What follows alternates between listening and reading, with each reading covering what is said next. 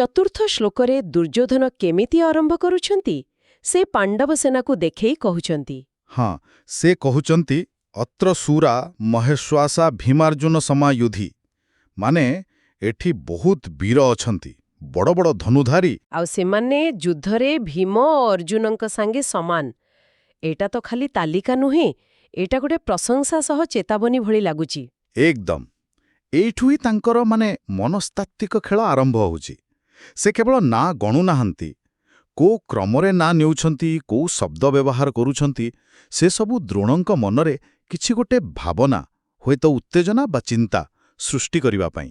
ଆଚ୍ଛା, ତେବେ କିଛି ମୁଖ୍ୟ ନାଁ ଆଉ ତା ପଛର କାରଣକୁ ଟିକେ ଭଲକି ଦେଖିବା। ପ୍ରଥମେ ସେ କହିଲେ ଯୁଯୁଧାନ ବା ସାତ୍ୟକୀ।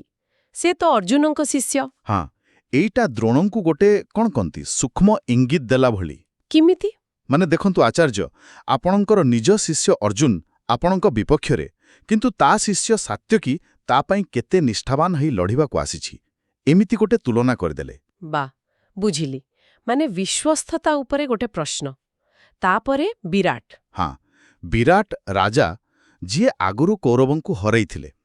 ଆଉ ତାପରେ ଯାଇ ଆସୁଛି ସବୁଠୁ ମହତ୍ତ୍ୱପୂର୍ଣ୍ଣ ନା ଦ୍ରୁପଦ।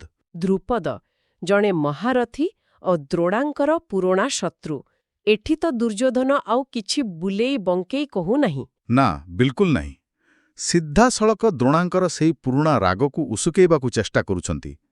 ଯେମିତି ମନେ ପକାଇ ଦେଉଛନ୍ତି, ଦେଖନ୍ତୁ ଆପଣଙ୍କର ଶତ୍ରୁ ଏପଟେ ଅଛି। କେତେ ଚତୁରତାର ସହ ସେ ଦ୍ରୋଣାଙ୍କୁ ଉତ୍ତେଜିତ କରିବାକୁ ଚାହୁଁଛନ୍ତି। ଆପଣ ଶୁଣୁଛନ୍ତି ରେଡିଓ ତୋଷାଳୀ, ଆମ ମାଟିର ସ୍ୱର।